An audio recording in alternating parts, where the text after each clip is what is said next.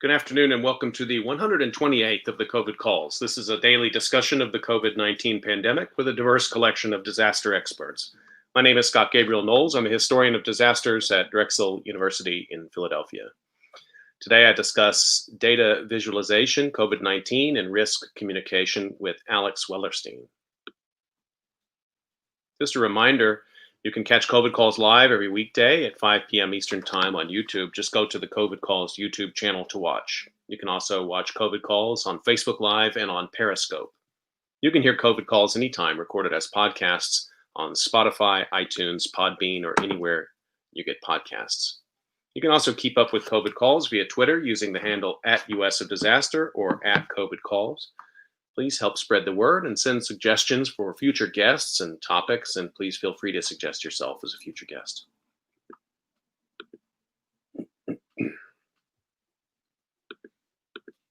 As of today, September 16th, 2020, there are 29,664,114 confirmed cases of COVID 19 globally, according to the Johns Hopkins University Coronavirus Resource Center. That's up from 29,365,289 cases reported yesterday.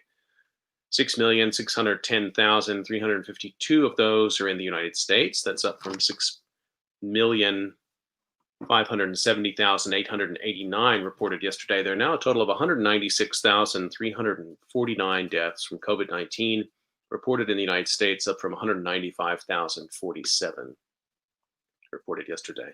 As a way to bring humanity to the numbers, I've been reading a life story or a story of advocacy for those impacted by the pandemic. Today's obituary is not a COVID 19 obituary, but it is an important person relevant to many of the discussions we've had on COVID calls. And it's an obituary that I worry sort of flew a little bit below the radar in the midst of the pandemic. Francis Crowe, peace activist and war resistor, dies at 100 is the headline by Catherine Q. Seeley. This appeared in the New York Times, August 28.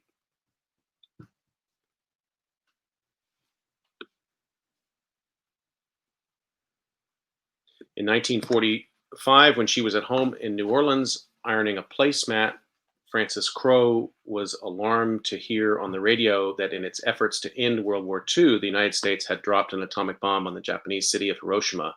The bomb instantly vaporized tens of thousands of people and ultimately killed as many as 135,000.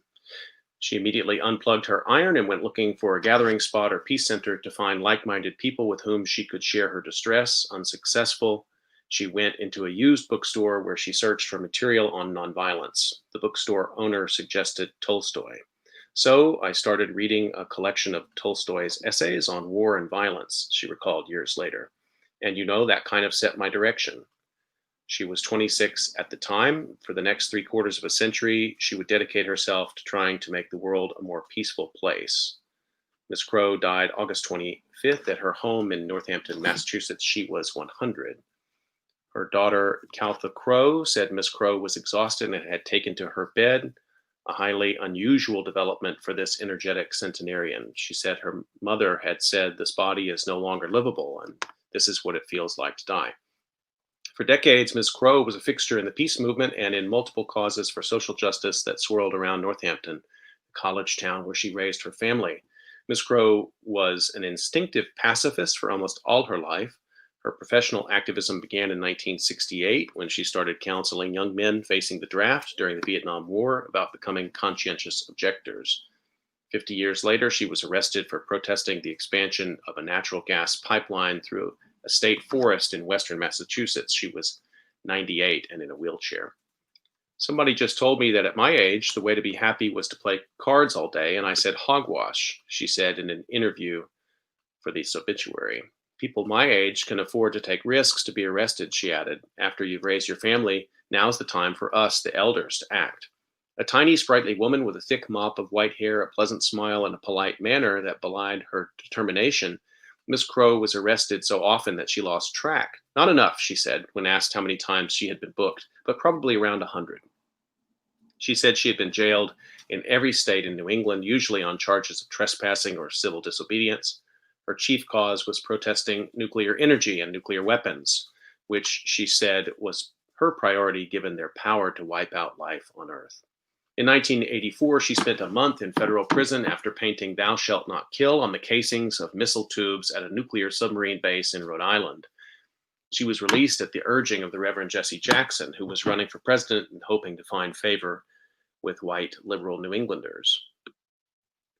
Working in the pre-internet era, she did much of her organizing by the seat of her pants. During the Vietnam War, when she was counseling draft-age men, she would mimeograph flyers with information and then go out and pick up students who were hitchhiking among the colleges in the region. I drove back between Northampton and Amherst, spending the day talking to my passengers, saying, "Well, what are you going to do about the draft?" and passing my flyers back from my front seat, she said in a 2008 oral history interview archived at Smith College. I drove slow and talked fast. She eventually counseled roughly 2,000 young men.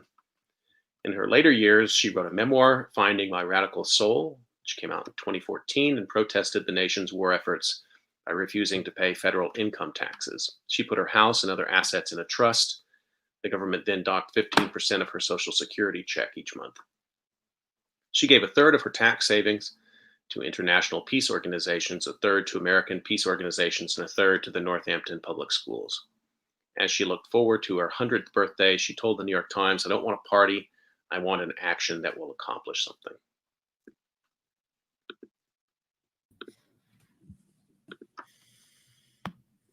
Okay, let's turn to our conversation for today. I'm really excited to talk with Alex Wellerstein. He's an assistant professor and director of the Science and Technology Studies program at the Stevens Institute of Technology. He has a PhD in the history of science, and his research interests are primarily in the history of nuclear technology. His book, Restricted Data, The History of Nuclear Secrecy in the United States, will be available from the University of Chicago Press early next year. He is the creator of the Nuke Map online nuclear weapons simulator and taught courses on data visualization for social purposes for many years. He's also a co-PI for the Reinventing Civil Defense project sponsored by the Carnegie Corporation of New York, which is tasked with developing a holistic approach to nuclear threat communication. Alex, thanks so much for making time to come on COVID Calls today. I'm really pleased to be here. Thanks for having me, Scott. Just to remind everybody, you can get your questions in, just put them in the YouTube live chat, or you can put them up on Twitter. Just be sure to tag at US of Disaster, or if you'd like to go old school, and some people do, you can email me questions in our conversation. Just be sure to send them to sgk23@drexel.edu. So, Alex, I'll start the way I usually do, just to find out where you're calling in from and what the pandemic is looking like there today. I'm in Hoboken, New Jersey. So as my little virtual background shows, we are just across the river from Manhattan. And, this was a hot spot in March, and like many parts of the New York and New Jersey area, adopted many of the measures to prevent the spread of this very early on. Most of those are still ongoing. Though we've done very well in Hoboken and Hudson County. Hoboken has done better with COVID-19 than many of the cities around it. If you're a fan of the mayor, you attribute that to his very rapid activity, which was somewhat ahead of the rest of the state. And if you are not a fan of the mayor, you make up some kind of explanation. But things are, I don't know. It's hard to know what to say, but you wear a mask when you go outside. The mask wearing is very high, though they're just starting to open up the possibility of indoor dining in lower percentages. And most of the people I know are not indulging in that. I'm not sure who is, but there are people who are. But the college professor social set is more or less treating it like you still should stay inside. And Hoboken is such an interesting place in that you're in New Jersey, but you're looking at New York City. So it falls across kind of jurisdictions, both municipal as well as state jurisdictions. Did the Cuomo administration in those early days approach this very differently from the way that Phil Murphy did in New Jersey? My sense, and I have to admit, during the very early days, I mostly just hid from everything and was not. I found the Yeah, day to day too stressful. yeah. But my sense was that Murphy was a little bit ahead on certain things like shutting down schools and things like that. And then in Hoboken, our mayor was a little bit ahead of Murphy. So we were doing certain things before a lot of other places and felt kind of like a canary in the coal mine at times because we would suddenly have a thing where they would shut down all parks and people would say, oh my God, how can they do that? And then they would shut down all parks in the whole state or something like this, or they would shut down movie theaters. We would do kind of that stuff maybe 3 or 4 days before everything else. And it felt the experience of it was this, on the one hand, a little reassuring because you got the feeling that people were trying to do something. And at the same time, as it ramped up more and more severe actions, you kept wondering, of course, what was next. I spent a lot of the pandemic actually. The pandemics basically hit around the time of my spring break, and so we went to, my wife and I wanted to just take a few days to get out of town. So we went to an Airbnb down at a very quiet part of the Jersey Shore. It's off season, and ended up staying there for 3 months. And Wow. just to, we live in Hoboken's something like the fifth highest population density city in the country. Very small, 1 square mile, but 50,000 people. And so you cannot avoid other people in the elevator. And so we just wanted to go to a much smaller place. And so, yeah, we lived in Ventnor City for 3 months, Wow. which also helped. We're both teachers. So we had the remote teaching thing going on. And we were living in a 1-bedroom apartment at the time. And you really, you can't have 2 remote teachers in a 1-bedroom apartment very effectively. So the Airbnb was much larger. And so anyway, it's been a very strange year. Did you have that uncanny experience? I mean, you keep an eye on disasters of all kinds, and I know you were watching this, I'm sure, early on. Did you have that uncanny experience that when you said spring break comes, so you say goodbye to your students, and the next thing you know, you're in the Jersey Shore. You go from this intensely dense environment to being at the beach with a very light population. It seems like such a jarring disconnect. I had that same sort of experience. I'm in Philadelphia, in and out of Philadelphia constantly. The next thing I know, I'm in my upstairs front bedroom all the time. And it was so jarring, particularly for that first month, that disconnect. Yeah.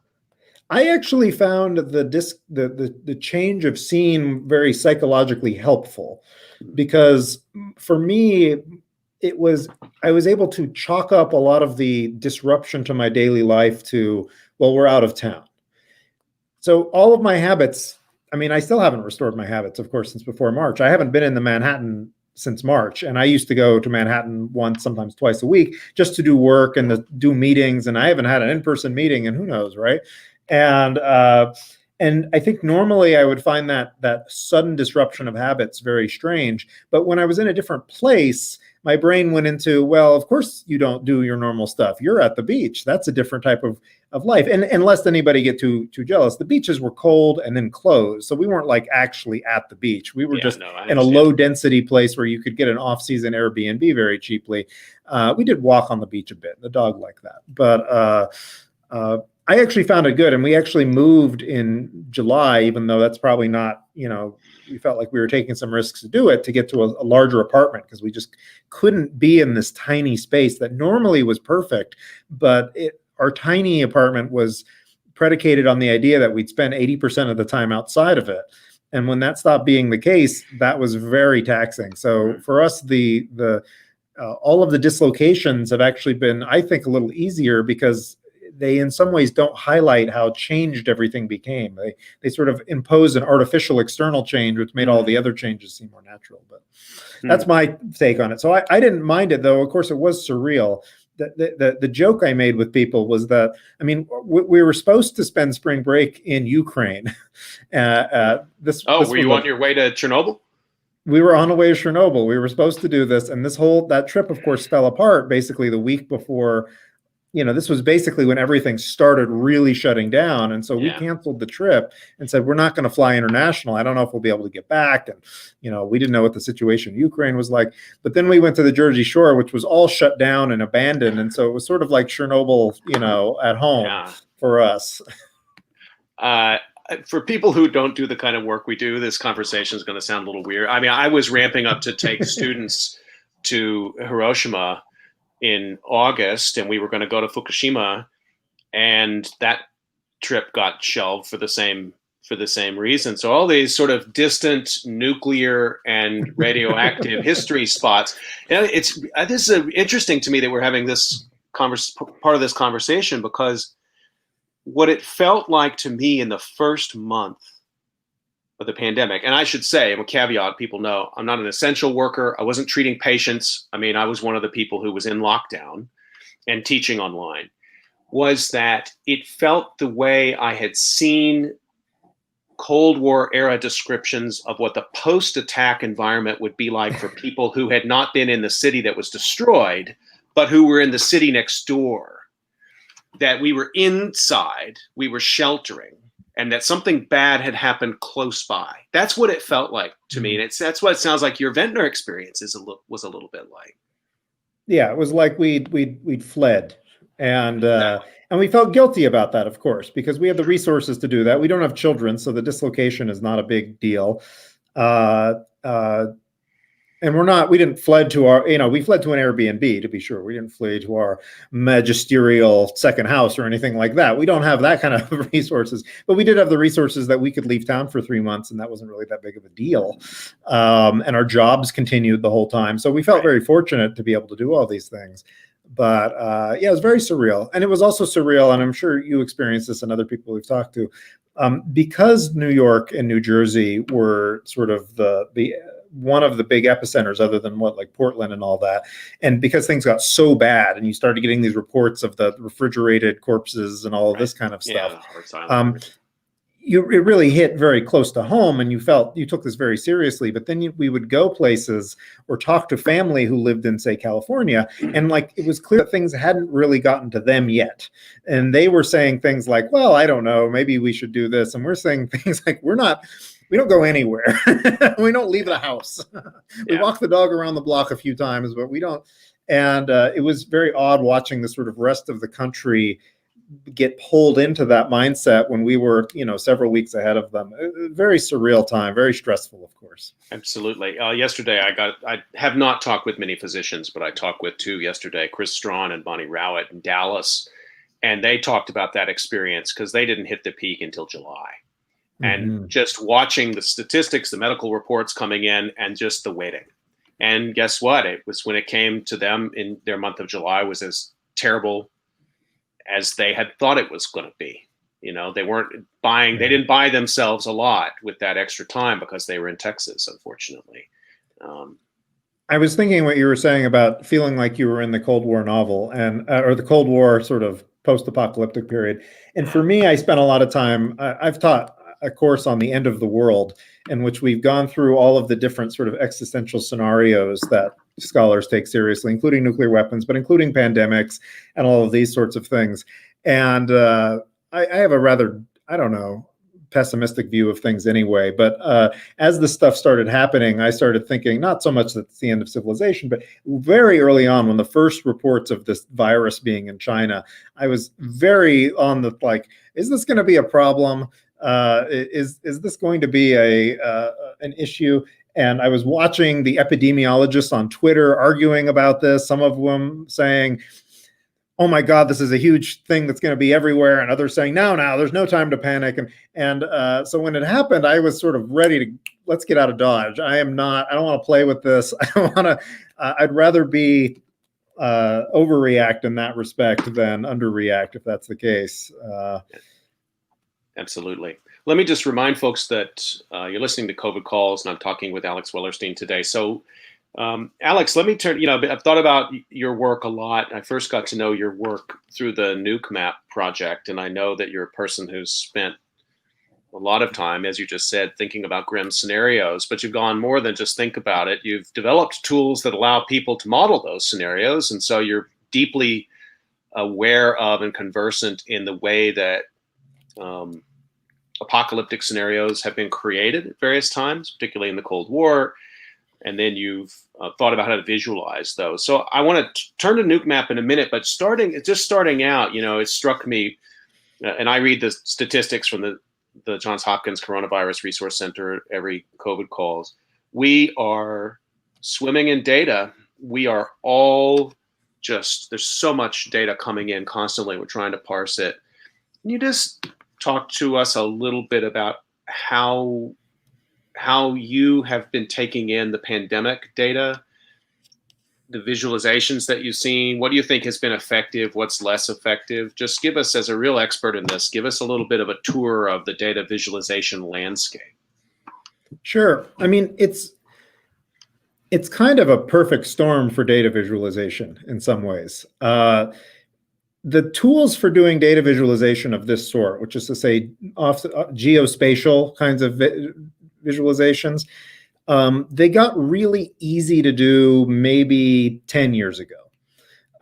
Before that, you could do them, but it was a lot harder. And what I mean by a lot harder is you'd have to use a tool like, you'd have to be using GIS essentially, or you'd have to be a professional graphic designer or data analyst or something like this. And around, I don't know exactly what year it is, but I started to really notice this stuff around 2013, 2014, 2015, that sort of thing. Maybe it's only 5 years ago, 10 years ago. There came to be JavaScript libraries that allowed you to do things a lot easier. And just to explain it, because sometimes I say something like a JavaScript API and people say, what are you talking about, this techno mumbo jumbo? All this is JavaScript is the language that your web browser uses to do computer stuff with. And a library or an API is just code that somebody else has made so that you don't have to reinvent the wheel. And so with some of these libraries, one of the ones I use when I teach is called D3, and it's one of these common ones. And D3 is a library, it's basically a language subset of JavaScript. It's built on JavaScript, where you can say, I have a bunch of data, and it can be in different formats, but basically you just get the data into D3 one way or the other. It could be numbers, could be counties, it can be all sorts of different types of data. And then you say, I want you to take that data and make it on a map. And you don't have to use maps, but D3 is kind of magical with maps, because you can say, I want it to be this kind of map at this projection, and I want you to instantly know exactly where on the map and in this projection every little latitude and longitude is supposed to go, or every county is supposed to go. That's the stuff that typically can be quite difficult, and D3 makes it really simple. And then basically D3 translate that into those slick graphs that you've seen. Now, I don't know if the Johns Hopkins ones is actually using D3 or not, but it's exactly the kind of thing D3 does. There's a few other libraries that do this, where you can say, show me a map of the world, color it this way, highlight these countries versus those countries, and now take all this spatial data of where things go and put a circle on each one of those. And now scale the radius of the circle to some other value. And now make it so that if I zoom this thing dynamically, things are moving around. And I actually think they're using Esri now that I'm thinking about it. Same sort of deal, different kind of API, doesn't really matter. That technology didn't really exist more than 10 years ago or so, I'd say. And that means that the bar was fairly high to make these kinds of visualizations. Today, the bar isn't high. So I can teach undergraduates, some of whom have surprisingly little computer experience for engineering school students. I can teach them over a semester how to do this, which is to say that it's not something you need a degree in anymore to sort of do, and it's not specialized software. It's sort of learning a specific sort of language which is free and on the internet and things like that. All of which is to say is, it's now, somebody like me who's now been doing this for a little bit can take a raw data stream and make a slick looking visualization in maybe 20 minutes, 30 minutes, and make it an interactive one that you can zoom in on and click on a dot to get the raw information, and make it so that each dot now is also shaded by color. So you're showing like multivariate kinds of visualizations. And the dangerous part about all this, and this is what I mean the perfect storm, is it's really easy to do this without a deep understanding of data or data visualization. And so you'll find a million attempts at the moment of people to visualize this data. And that's the thing to me that's been really interesting, is the proliferation in which everybody who does any kind of dabbling in data viz has now got all the data and is now trying to find some creative, cool way to do it. And sometimes those are extremely misleading. Sometimes they're subtly misleading. Sometimes they're revelatory. But the sheer amount of it is, I think, the interesting part to me. Well, I mean, there's just some of the ones that are out there and get a lot of circulation. Obviously, the Johns Hopkins one I mentioned, 91DVOC, CDC has its COVIDnet, the COVID visualizer, and then individual newspapers and different news organizations have, some of them are sort of a long-standing, and then the Times keeps springing like new ones to illustrate very specific stories. And sometimes, I mean, you can still find them, but maybe they're not updated after a particular period of time. So like I said, it's hard to, I kind of latched onto the Hopkins one early on because it's continually updated and you can apprehend different scales pretty easily. But I noticed that there's a tension in it that had me focused on something I didn't want to really focus on, which is that it's a global pandemic, but it's absolutely focused on national level statistics. Maybe that's the nature of the beast with the pandemic and with epidemiological reporting. But that visualization misses really important problems: flows of people, flows of capital, lack of flows of people, lockdown statistics, detention centers, the many other nuances of this pandemic that are really important than maybe knowing how many cases are in Spain versus how many cases are in Sweden versus Hawaii or California. Can you talk a little bit about, you said there's some, since it's easy to do, maybe it Sure. creates some problems or some things are missed, some of the nuances get painted over. I'd like to know what you mean by that. Sure. Well, I mean, one clear thing with this is, of course, one of the issues that I know you're aware of, and anybody listening to this is aware of, is the question of how many cases are there requires you to differentiate between, you're talking about positive cases that have actually been diagnosed versus adjustments that have been made with the positive versus the case rating to estimate how many are out there in the population. So the visualization can hide these kinds of data issues. If they're only going, for example, I don't know how Johns Hopkins does it, but if they're only going by reported cases, of course, in some places that's going to be a lot lower than the actual cases. But if the visualization doesn't have some way of showing that, that's a problem. The kinds of visual things I think about, and I talk to my classes about, for example, with the Johns Hopkins ones, if you go to the global map, I've just got it open in the other window while so if I don't look like I'm making eye contact, that's why. The way that they use the dots, right? That's a sort of, I think of this as the circles on a map, right? Which is the easiest one to do for certain types of data. Any data that's by city or anything with latitudes and longitudes, this is the easiest default thing to do. And they're showing a lot of data on this. And what I like to show the students is the difference you get intuitively from something like this when you're zoomed out far from when you zoom at different scales in. Because when you're zoomed out far, those circles are drawn to very similar scales at every level of zoom. And so when you're out far, it looks like the United States is the wash of red, right? And you're just, and also the color choices are interesting as well, right? Of course, this is not meant to be a calming map, and it shouldn't be. But I mean, that's very deliberately chosen sort of, let's get the high contrast, scary color choice, like make it look like blood on coals or something like that. Yeah, absolutely. Right? Yeah. If you zoom all the way in, though, let's say you zoom into, from an angle, when you're zoomed out, of course, New Jersey still and New York still have a bunch. The further you go in, though, because the dots are not proportionally scaling, the less of an issue it looks like, because the dots are now these tiny things surrounded by these oceans of landmass. And that's unavoidable. You can actually avoid that if you want to, if you program it to do it. You can make the dots scaling at some proportional level, though at some level you have to ask yourself as the designer, what's the correct answer, right?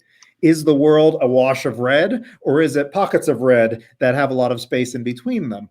And that's both a visual question and a data question. And I'm not sure I feel conversant enough with the data to know what feels right in that respect. But this is the kind of thing where a very subtle choice, if you make it, because it's not visualizing raw numbers, you've got a function in there that says if there's 1,000 cases, make the radius of the circle 5 pixels or something like that.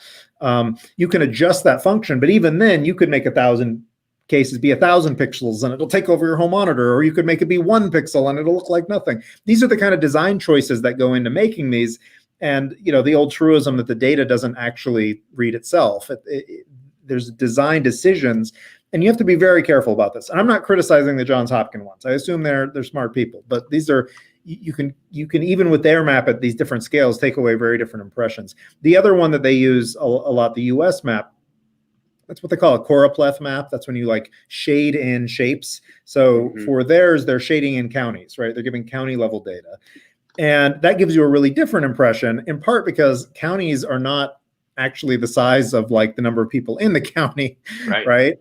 And so this is the sort of issue with the choropleth map usually, and you see this often in coverage of election data in particular, is that it can amplify, it can turn sort of area into a bigger deal than it ought to, so that a sort of low population but large county stands out a lot more than like Hudson County where I live, which is just like tiny little county that has a huge number of people living in it, things like that.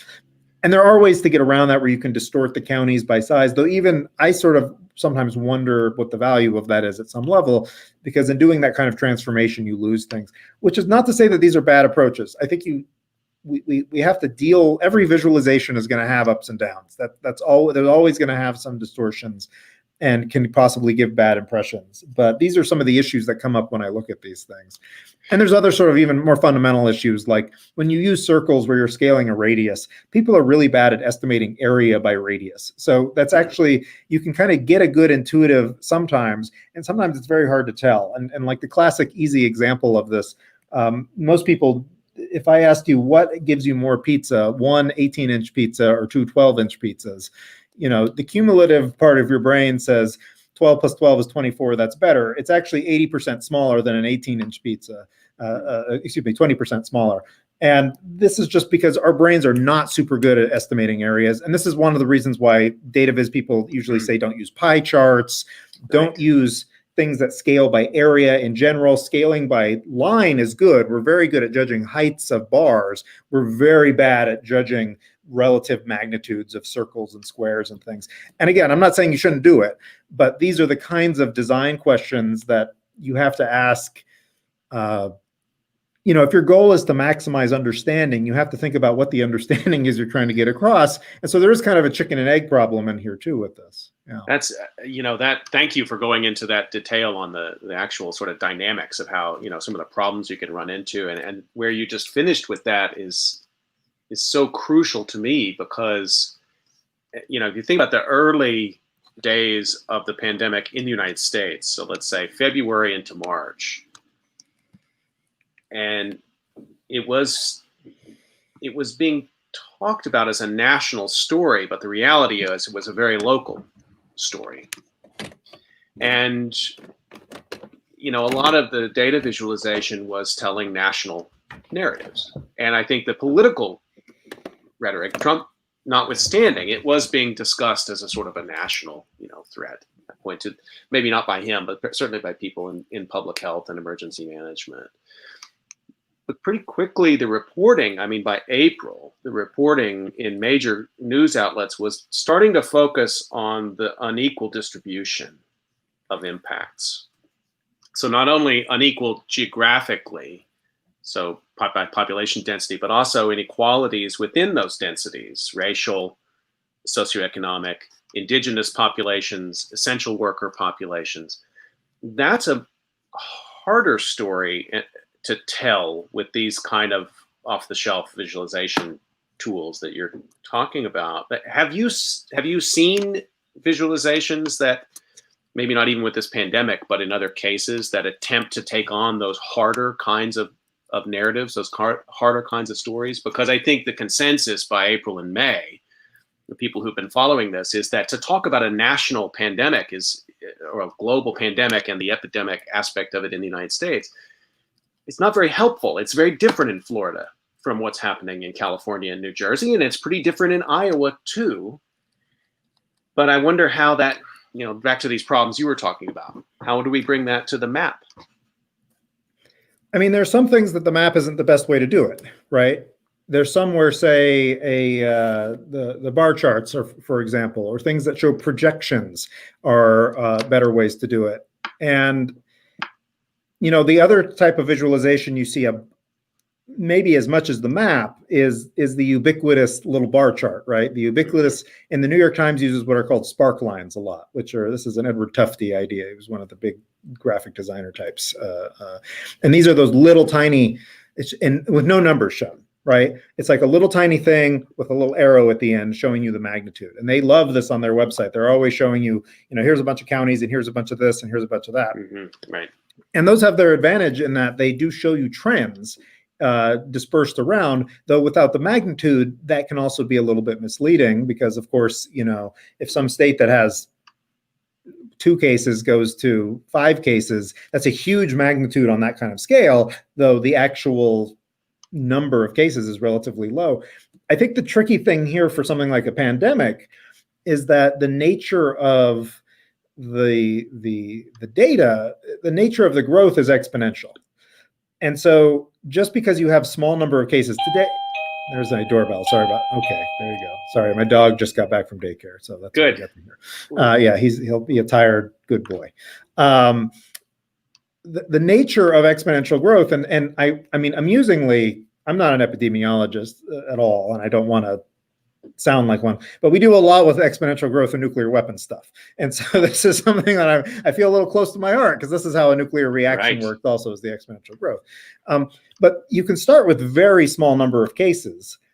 But if you have any kind of doubling at any pace, of course, you get ridiculous ones. And my favorite one, and this is what I use not for illustrating illness at all, but for nuclear fission reactions, right? Is the famous the famous fable of the wise men and the chessboard or whatever, where the king likes some wise men for some reason and says, "Can I give you gold?" And he says, "No, I'll just take like 1 piece of rice on a chessboard, and then you double it, give me 2 pieces on the second piece, and then you give me 4 on the third piece, and you just go down the chessboard and I'll be fine." And you do the math, and by the time you're at the end of the chessboard, that's more rice than exists in the entire universe, right? Because exponentials rise really fast, and they start so slow, and they're not that impressive. And then you say we had 30 cases, and then you turn around and it's 500, and then you turn around and it's 2,000, and then you turn around and it's 100,000. And so on that level, I'm sympathetic with attempts to say, look, I get that it's only in these places at the moment, but you either have to believe it's never going to spread, and that's not going to do exponential growth like we see there, and otherwise you should be watching every little variation, even though that could be tricky too, because there's random variation and there's all sorts of little things. But these are some of the things I think about when I look at all of these. I'm always at a war with myself. I don't want to make it sound like I think there's some easy answer, because part of me will say they ought to show the magnitude of these spark lines, because some of them are nothing and some of them are a big deal. And then part of me also says, yes, but the absolute magnitude is misleading if you've got exponential growth, because then what really is going to matter is the exponential growth factor, because that's going to tell you what the magnitude is going to be in like a week or something like that. And I'm not sure I've seen things that do a perfect job of doing all of this. My general disposition is to say, look at a lot of visualizations and look at a lot of different ways of thinking about this, because no one of them is actually going to reveal something that's kind of complex like this. I mean, I know as a historian, you're going to have a disinclination to talk about human cognitive capacity as some sort of free-floating thing. But there was several articles in April, particularly, talking about, there was a kind of a micro literature that popped up right there that said, this is a moment also when we could be thinking about climate change. And there were some articles that came in at that moment that said something to this effect, which is that one of the reasons we've had trouble getting our mind around climate change is its exponential growth, of chemicals in the atmosphere, carbon in the atmosphere, and impacts. And we're not wired cognitively to think of numbers in that way. And that discussion was playing out over here while there were epidemiologists who were saying, I know it looks like small numbers because we're in the low level of the exponential growth right now, but come back to us in May and it's going to be something that you don't want to comprehend. Is that correct? Do we have cognitive bias against exponential thinking? I certainly do. I mean, I don't want to speak for all people. I find these things hard to think of. There are facts about exponentials that I mean, I'm sure anybody who's more mathematically trained than me will think, my God, Professor Wellerstein, this is like the most obvious thing about exponentials. But for me, I find them interesting and worth emphasizing. But for example, if you've got something like that where it's growing by a doubling function, right? Just like the 2 leads to the 4 leads to the 8. Like something like most of the numbers that you will end up with are going to be in the last couple of generations, right? And so in a nuclear explosion, for example, you might start with 1 neutron that splits an atom and gets you 2 neutrons, which splits you 2 more, et cetera, et cetera. By the time you get to 64 generations, you've got like a trillion neutrons. And most of those neutrons are in the last like 3 generations or so. All that other stuff is just building you up for these gigantic energy releases. And that's the stuff that's very hard to wrap your head around, right? Yeah, I think that there is a problem with this. I think there's 2 problems. I think one is we're not good at risk in general. And we're very bad at these kinds of uncertain risks. And that's not a new thing for anybody to say. That's like, the totemic risk studies stuff to say. We're very bad at novel things. We're very bad at risks where we don't know the dimensions, things where we have to change our habits really dramatically, things that we're not even sure how it kills you, all that kind of stuff. We don't like what's called Slovak call them the dread risks and the unknowns, right, and things like that. And we also are not very good at thinking about exponentials and spread and things of that nature. And I found that even I occasionally argue with people on the internet. I mean, who doesn't, right?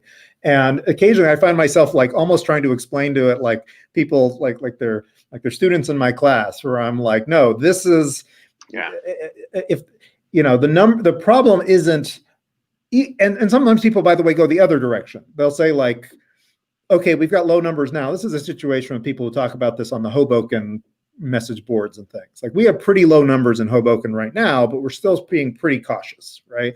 And some people will say, oh, we got to reopen everything. It's dumb. There's not that many people saying that around here because we take it pretty seriously in this area. We saw sort of what it did. But you have some other people saying we can't open anything until those 0 cases whatsoever. And you can say, well, that's not going to probably happen anytime ever. You're not going to probably eradicate this from that. That's very hard to do. But it's not even really the goal. The goal is not to keep the cases to 0. The goal is to keep it from exponential growth, so that if you do get a couple cases, you get the transmissibility so low that it stays at a couple cases and then eventually goes away, as opposed to rises in this literally steep thing. And so that's almost flipping the other direction. All of this is hard to make sense of. It's hard for me to make sense of, and I study some of these things. And I don't know how. Here's a question I'll throw back at you. Here, there you go. I have the reversal. To what degree can this be something that you rely on, democratic participation versus rule by expertise? And I know this is one of the great tensions at the moment. But if these things are very hard to understand, even for people who have PhDs and have studied these types of things for a long time and are very hard to communicate, where does that get you in terms of social action? Mm-hmm. What do you think, Scott? Well, I mean, I'm glad your question didn't have any math in it, first of all. But I think that tension is so palpable throughout this entire time. And one of the places I look for it most is actually in public health, which is one of the more sort of democratic expertise skill sets. That is, it's a skill set, but it's inherently about people. It's inherently about groups of people. And if it's operating in democracy, so let's limit it here to, let's talk about the United States. Back to the problem you were just outlining. Public health officials have been charged with simultaneously warning people of exponential growth of a virus that is transmitted in ways we didn't fully understand in February and March. And then they've been charged with telling people, okay, now at a certain point, we're going to tell you it's okay to come back outside. And we need you to trust us in both instances. Now, why are we surprised that we get this wildly variant set of, even among people who trust experts, and I got to count myself at the front of that class, don't always know how to act, don't always know if it's okay to go outside. I was very slow going to the grocery store and things like that. I mean, we were, buying large quantities of things to last long, so we didn't have to do that. Later talking to folks, they said, nah, probably that was okay. Particularly what you should have been looking at is the case rate in your town. And just to your point, that once exponential growth is no longer the dominant concern, there are other things that I should have been worried about, right? And I think public health has been right in the crosshairs of that kind of discussion. Of course, extreme examples of that are ones we have seen with the anti-mask, fights that have gone on, and I suppose what's coming, which is a war in the streets of the United States about the vaccine. Hopefully not literal war in the streets, though. I worry about that a bit myself as well. Maybe not. Well, let me shift a little bit. I should have asked you about this earlier, but it's kind of been the background of our conversation. So one of the reasons I wanted to talk to you about this, of course, is you spent so much time with this NukeMap project and thinking about historical antecedents of where we find ourselves now and trying to do these kind of visualizations and this kind of thinking. Why did you start NukeMap? What is it? And it's popular. Why have people gravitated towards it and used it? NukeMap is a tool for visualizing the effect of a nuclear detonation. And so when you go to the website, it basically, first it tries to figure out where you are, and then tries to pick the nearest big city near to you. That might be a plausible target. And then it invites you to choose a nuclear weapon. And once you've done that, you hit a big red button that says detonate, and it will show you the radii of the different effects from the nuclear weapon. And there's a little box you can make it calculate casualties as well. It'll come up with an estimate of how many that particular detonation that you set off of that bomb in that place, how many people would have died. And there's other options. You can turn on the radioactive fallout, and you can even make it say, under the present wind conditions, what kind of contamination would there be?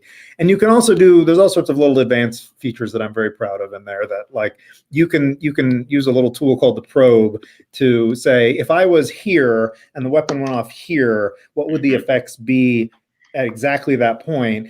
And it'll even tell you, this is a relatively new addition, it'll tell you how much radiation you get from staying inside all day versus going outside, versus being in your car, versus being in a basement, and give you your health effects. So it'll say the odds are you'd increase your cancer risk by 2% in this situation, or you're going to die within 3 weeks, or something like that. Really fun stuff for the whole family. And anyway, I made this in the very first version, which did not have any of as many bells and whistles, in 2012. So it's been a little while. Mm-hmm.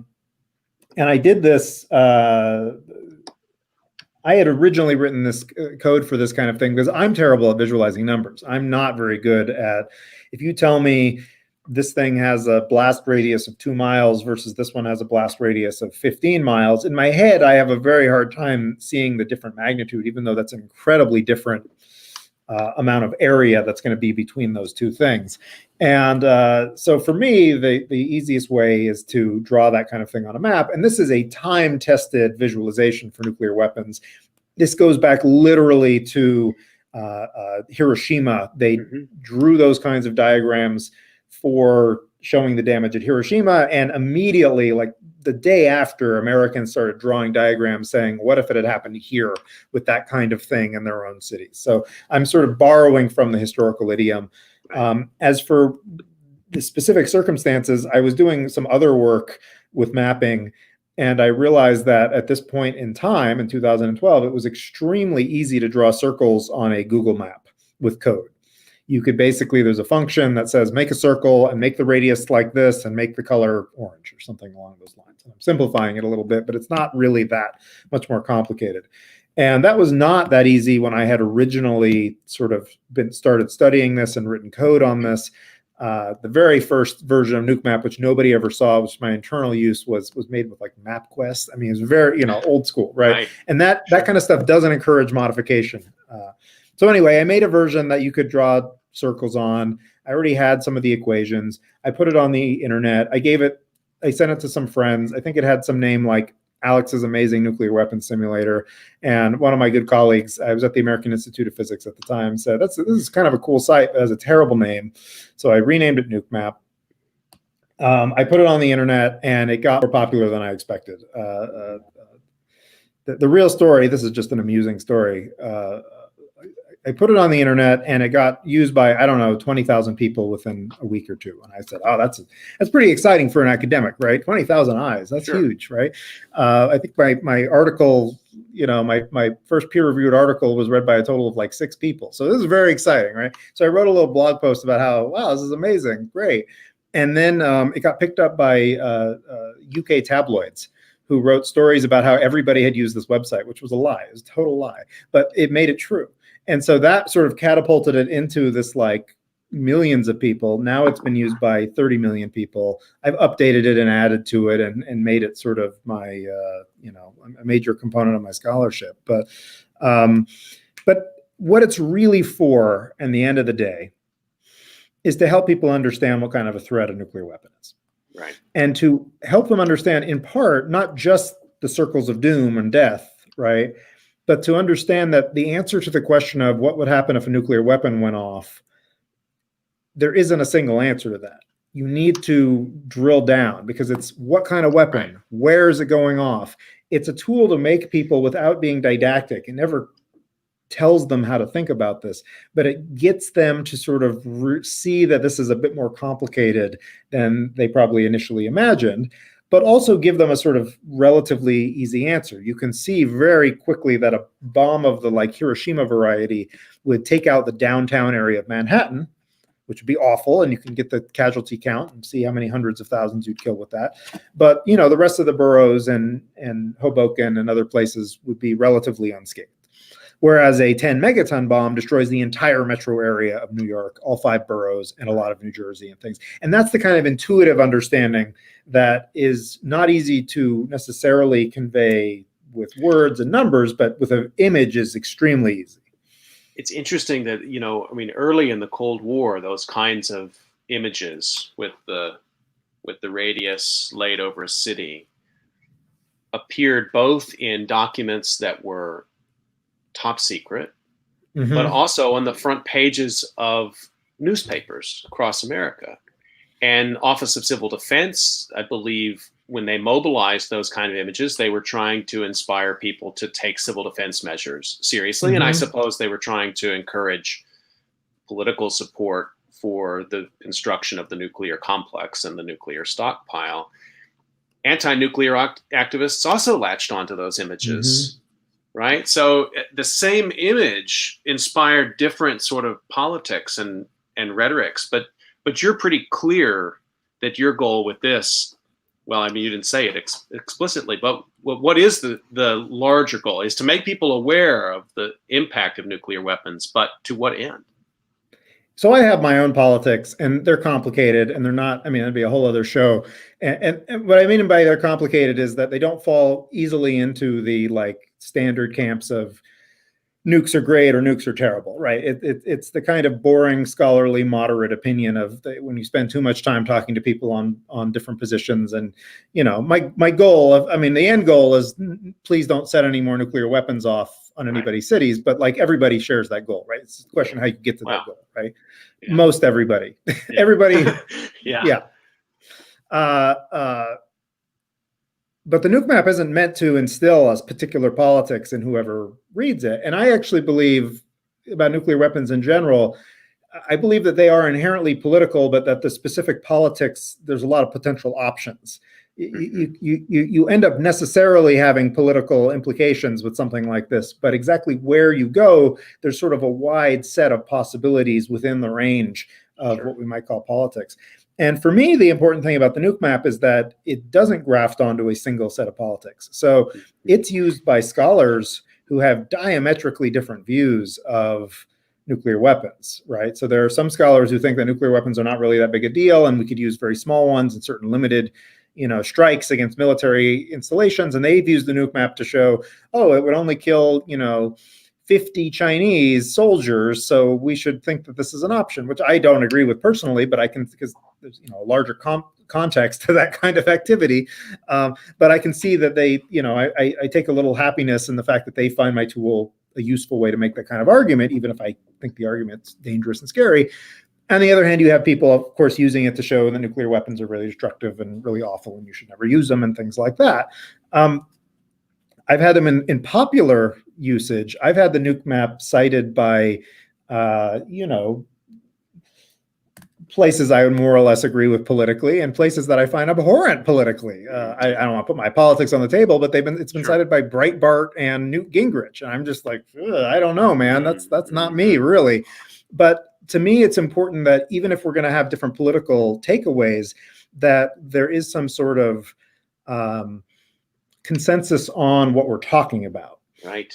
And for nuclear weapons, the tricky part is that most people don't have a firm sense of what they really do and are. Of course, they're destructive. Everybody knows that part. But for most people, the idea of like a single nuclear weapon going off is the whole world is toast, fade to white, end of the movie. And that sort of hyper exaggerated version of a nuclear weapon doesn't actually get you to a useful form of politics in my mind. Right. So these are the sort of tensions I'm always dealing with this. And I deliberately make the nuke map very bland. I mean, my data visualization on there, I have the students deconstruct like what it's meant to look like.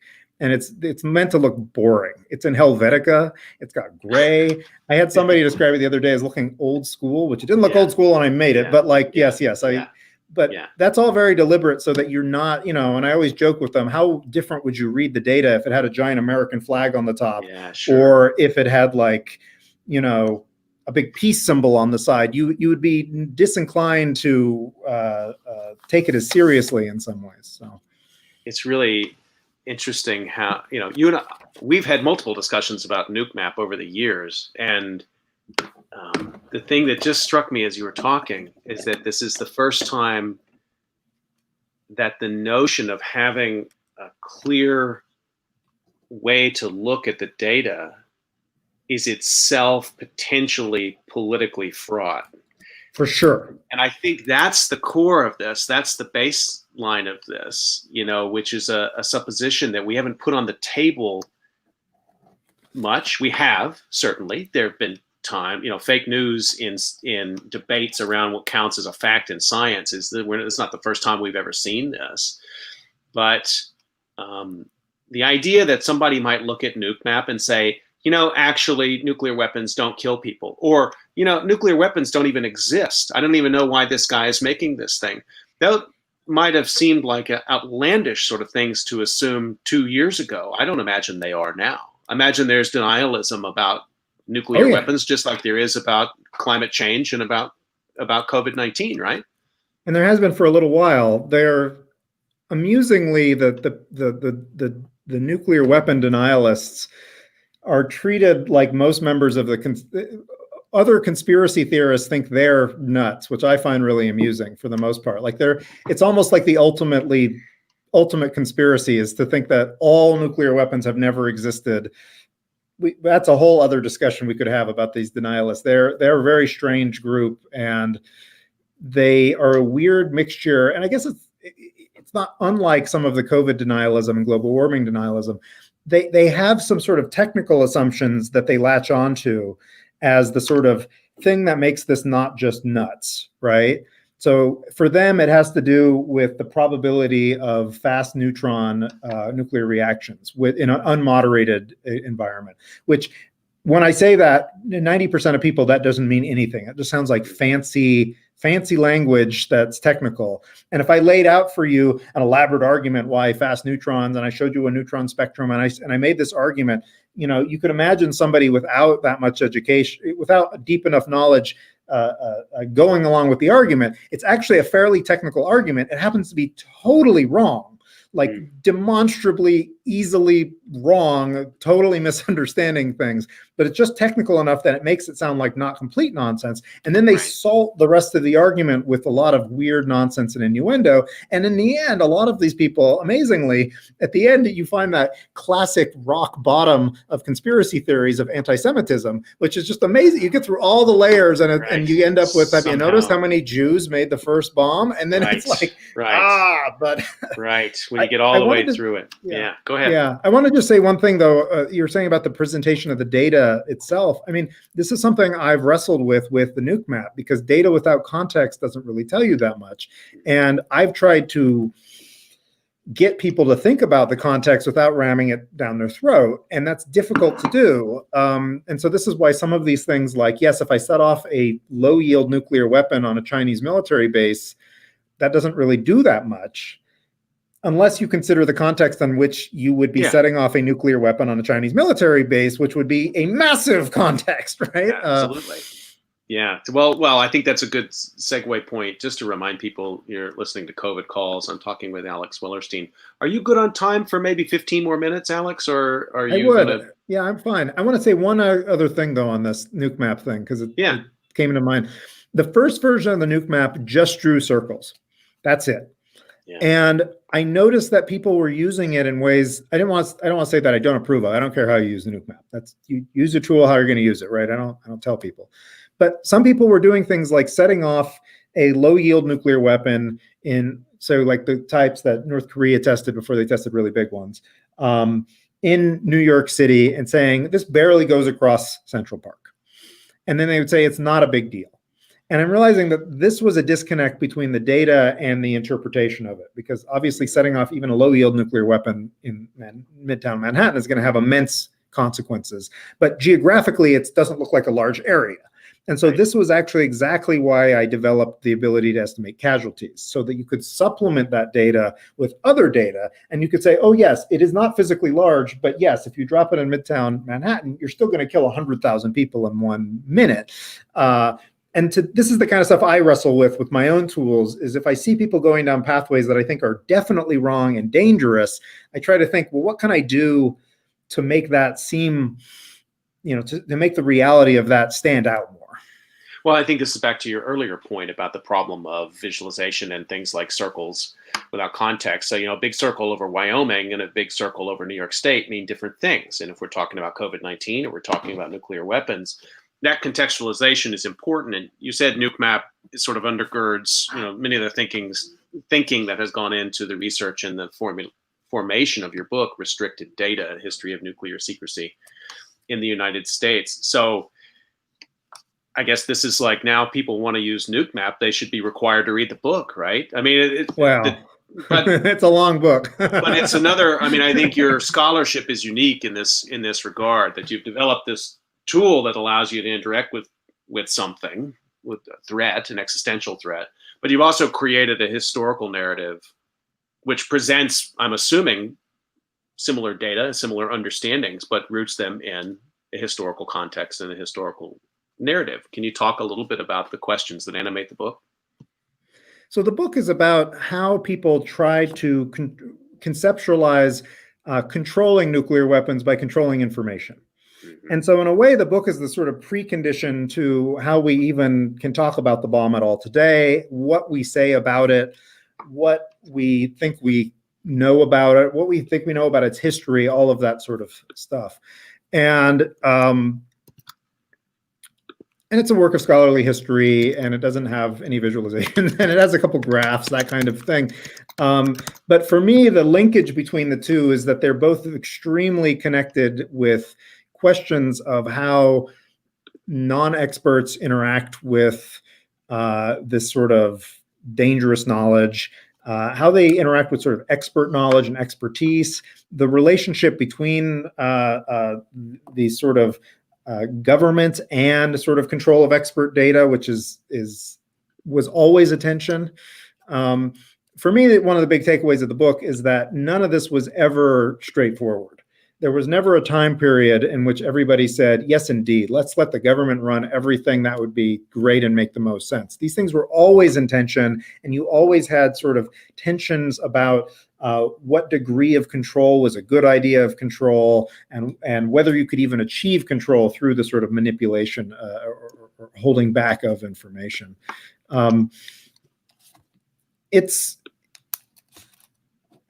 one of the things I like about the nuclear topic in general is that you can't get away from these kinds of concerns. Mm-hmm. And you in principle can't get away with them in almost anything. I mean, as you know, in our field of history of science and the science and technology studies, one of the foundational ideas is that, the data never speaks for itself. Everything is mediated. You can't have the data unless you look for it, things of that nature. And with nuclear, because of the secrecy, it's unavoidable that every bit of data you have on it has an interesting story about how you have it. Even something as simple as like, what shape were the bombs in World War II? That wasn't released until 1960.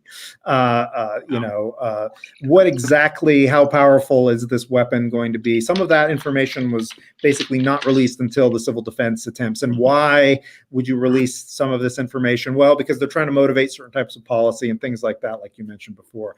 And then you can take that and start applying it elsewhere. And one of the things I found really interesting about the COVID discussions that have been going on, and I'm sure you've noticed this, but I wonder if they will have long-term impacts on sort of public epistemology or civic epistemology, as Sheila Jasanoff calls it, in the sense that people are now, I'm seeing lots of people start talking about methodology and data, who I am not sure gave it a lot of thought before here, but people who will say things like, well, it depends on the rate of testing, and you're not going to find, if you don't do the testing, you won't get the data. These kinds of concerns, which are foundational to people in our field, now feel like they've bled out and into a sort of public discourse. And I wonder if that will have long-term sort of methodological impacts or not, but anyway. Well, even the president has said, whether you like his assertion or not, if we don't test, we don't have as many cases.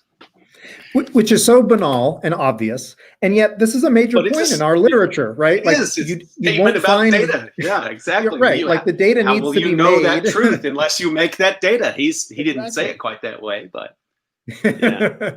I'm not taking the Donald Trump STS intro seminar. It's like another thing you can blame us on STS, I guess. Yeah. But just there's one thing also another call, but to come back to this question about secrecy, because throughout the Cold War, you go from the idea that nuclear weapon, I mean, everything goes into making them, but even about communicating with the public is absolutely clamped down, to a period of time in which you can't do that anymore. And there's sort of activism that follows. It's not a linearity. I don't think there's still a lot that we don't know about the nuclear weapons complex. And even the clamping down is more of I'd almost call it more of a mediation than a clamping down, because they're always giving out information too. They're just being very selective about what they give out.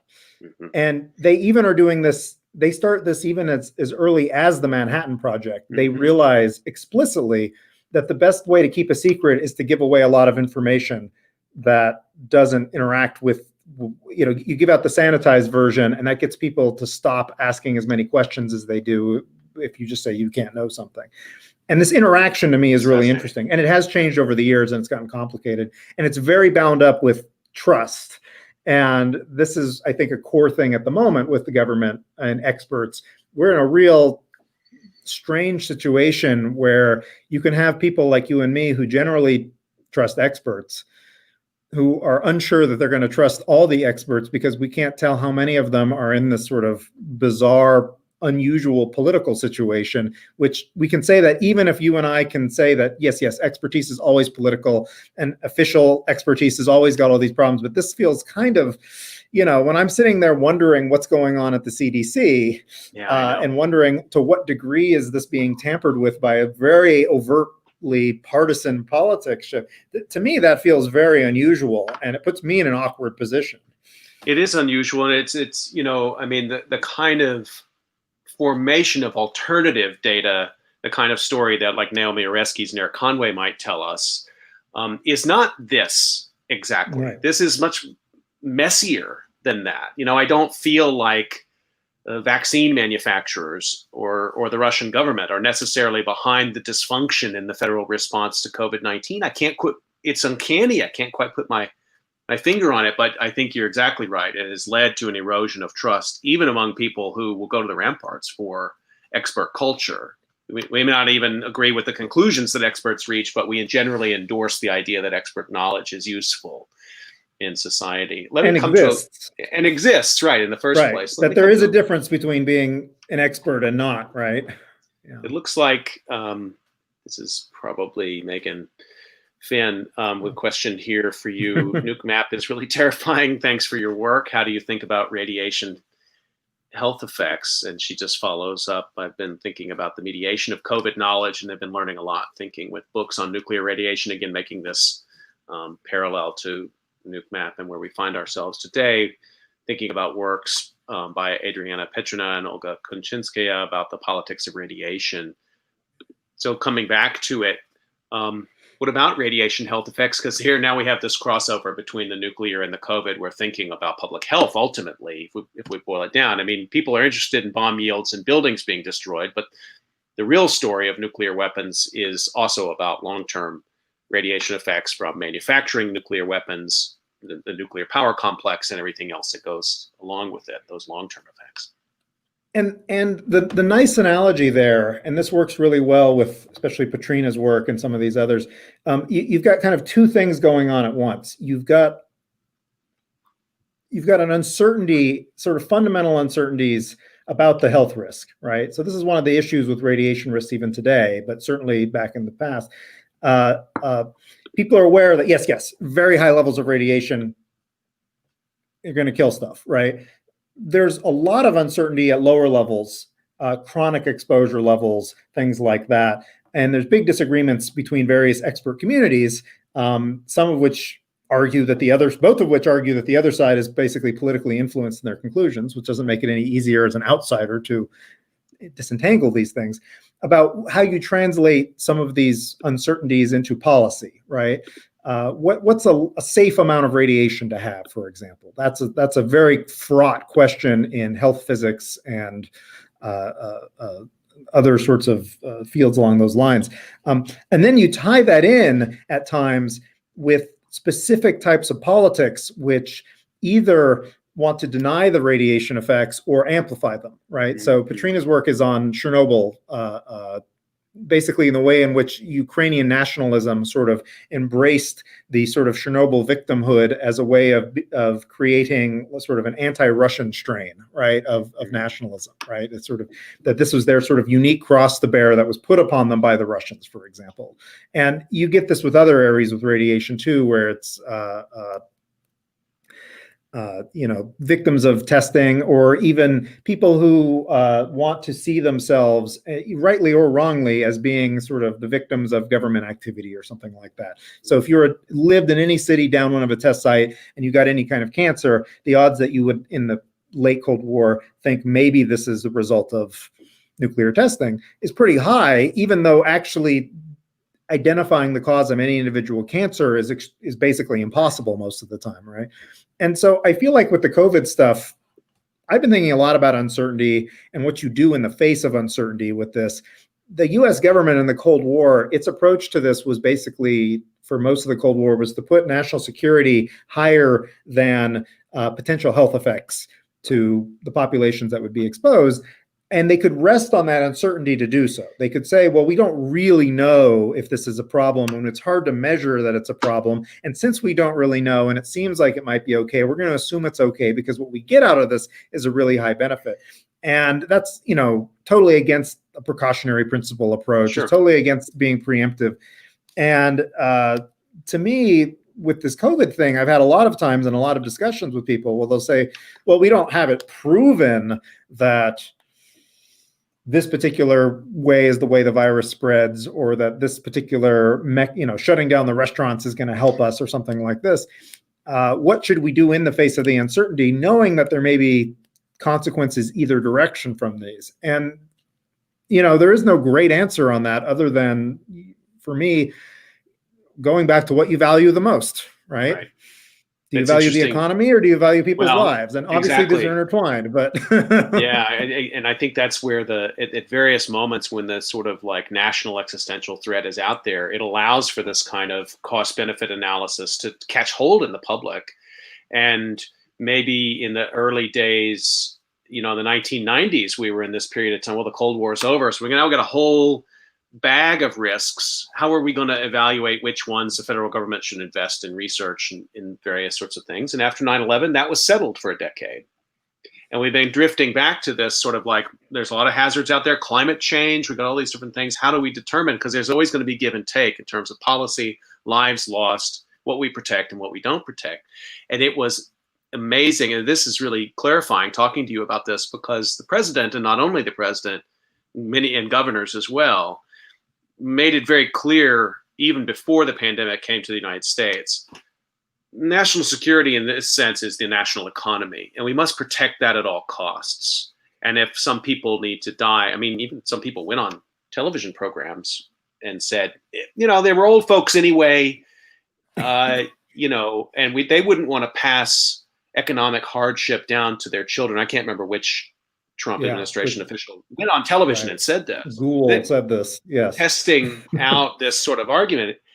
It didn't take, but it didn't not take. And I think that's one of the things we found ourselves in, a sort of state by state approach to where ultimately you put caution. Do you put it in taking some greater risk with the economy or some greater risk with lives? And obviously it's not as bipolar as all of that. I need to give you your time back and your dinner time. I guess we're up on time here. I did want to get one more quick question in, which is just what is the Reinventing Civil Defense project?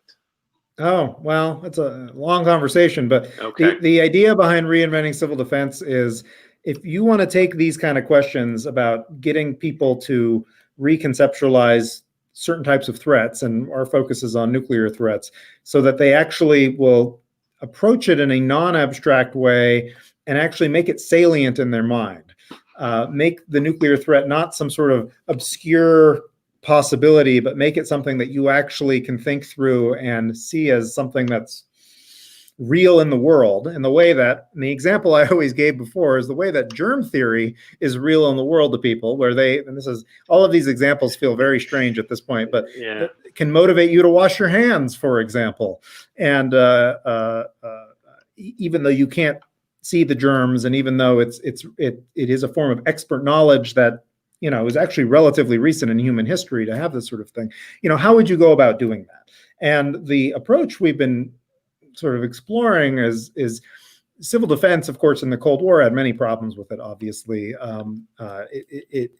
It was often driven by certain types of political narratives that made some of its advice not very great, for example. So, for example, a lot of, in various points in the Cold War, they put a lot of faith in the ability to evacuate large cities, which is not practical. And every study they did said was not going to be practical.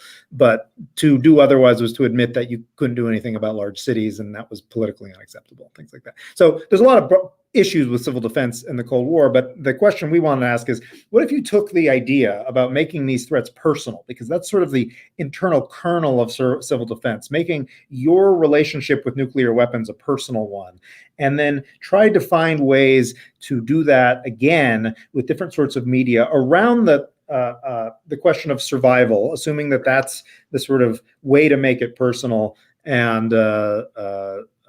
And so exploring different ways of doing that through all sorts of different media, games, movies, talks, websites, whatever, podcasts. We funded a bunch of different things, plays. And it was an interesting project. It's, of course, like everything, it's gotten weirdly stalled because of this pandemic. So we were in the last phase of data collection, but now we don't have anybody to collect data from because it's in-person data collection. And so we're going to have to, it's actually been extended longer than it was meant to. And we still don't have all the final results of the data of which of these tools was useful. And we're going to probably have to figure out in the next few weeks what we plan to do. Is we're going to keep extending it until the world is regular again? When will that be? Right. Or refocus what we want to do for these last phases of the project. But this is the idea, is can you hack people's brains to make them think about nuclear weapons differently? And then could the ways in which you did that extrapolate to other kinds of threats? And of course, the weird thing about the whole project is that you do have this major catastrophe happening in the middle of it, right, which has both shown that there are ways to make people think really differently, of course, about threats that are at hand. But you'll also get this significant resistance, which I don't think, I mean, the joke that many people, including myself, had made with this pandemic is, you know, you have conspiracy theorists in some of our literature on like pandemics, right? Like Contagion, the movie, for example, you have the Jude Law character, right? But you don't have the Jude Law character being the president of the United States and then 30% of the country agreeing with him by default. That's very strange. And it really complicates any kind of public health model and any kind of public communication model. And I've talked with people at FEMA about nuclear, how they would communicate about nuclear threats in the event of a nuclear weapon going off. And I don't think they have really assimilated the idea that there would be a significant conspiracy theorist, denialist part of the population that from the moment something happened would be working to create alternative narratives for whatever end. That really complicates a lot of public health issues. And so these are the kind of things we would kind of say idly before the moment. And now that we're in this moment, it's kind of unavoidable. But you've just described this, what we would have called a sort of through the looking glass kind of thing. I mean, the movie you just described, no producer in Hollywood would have greenlit that movie 2 years ago. And now they're clamoring for those scripts because that is the reality that we see now with every disaster, that from Sandy Hook. I mean, now I've even looked back in time. I was like you said, having a little discussion online with someone about the World Trade Center the other day. And I went back and reread NIST's report from 2006, and I had missed something totally. Their FAQ that they sent out to the public, full half of it was debunking the Building 7 inside job conspiracy. I brushed past that in 2006. I said, that's fringe stuff. I'm worried about that. I want to know about fire protection. I want to know about fireproofing. And I want the real stuff. This has been brewing for a while. I think we're going to have to probably leave it here. I promised on Twitter I would ask you, though, if you had to choose, and I'm going to send you in to brief a president. I'm not going to say Trump. Maybe Trump. I don't know. You choose, and you have to brief them on how to talk to the public about a pandemic or nuclear war. Which is the harder job? Oh, that's a really good question. I mean, at the moment, I think nuclear war would be harder because at least with a pandemic now, we have some experience, and that's certainly going to be difficult. But the hardest things are the things that it's hard to wrap your brain around because you haven't experienced it in this lifetime. And now that we have a pandemic, this will be the benchmark for a while for how we talk about risk communication and things like that. In the same way that the Hawaii false alarm was a benchmark for talking about false alarms, and Chernobyl became a benchmark in 3 Mile Island for nuclear, and Fukushima for nuclear reactors and things like that. I think at the moment it would be much harder to get the public seriously talking about a nuclear war. And that's just because it's not really on their agenda. But if you had asked me this a year ago, right, that's the harder question. And I think in some sense, the pandemic might be the harder sell for that reason, because the kinds of things, there's a way in which nuclear war in most people's minds has a kind of apocalyptic finality to it. And part of what we're doing with the civil defense, reinventing civil defense, is pushing back against that a little bit, because that apocalyptic finality kind of can cut off thought about what's going to happen next. Right. And a lot of civil defense is about, as the movie goes, the day after. It's about thinking about the long, slower disaster that comes after the immediate acute disaster. I know that you've done a lot on these slow disaster ideas. But with the pandemic, you're asking about something, especially a pandemic that you don't actually stop, one that's going all over the place. I think you and I probably have a hard time wrapping our head around how long this thing is going to go. I mean, I'm sort of making fanciful plans for what next summer is going to look like. And and I don't know if that's appropriate at all. Yeah. Well, that's we're going to have to leave it there for now. Just to remind folks, you've been listening to COVID Calls, and I've been talking with Alex Wellerstein, and you'll have to send me the bill for the last 25 minutes over the time I told you, but it's just been a great conversation. This is like every time I talk to you, I come away with, and I can't believe you're doing these 3 projects simultaneously. You finished the book, the nuke map is still running, the civil defense project. I guess we'll have to try to get you back a little bit later in the year. And there's even more, but yeah. There's a lot of busy, this is, what else are we going to do these days? I know. Well, just everybody should check out Alex's projects, and the book will be out when? Early 2021. So Chicago January, Press. I think, something like that. Okay. Well, congratulations on that, and thanks for your time today, Alex. And just to remind You bet. Just to remind everybody, COVID Calls is on every weekday at 5 o'clock. Tomorrow, we're going to return to the discussion around fire, wildland fire, climate fire, and smoke with Boise State University researcher Luke Montrose. And please join us back then for that. Until then, stay healthy, everybody. See you tomorrow, 5 o'clock.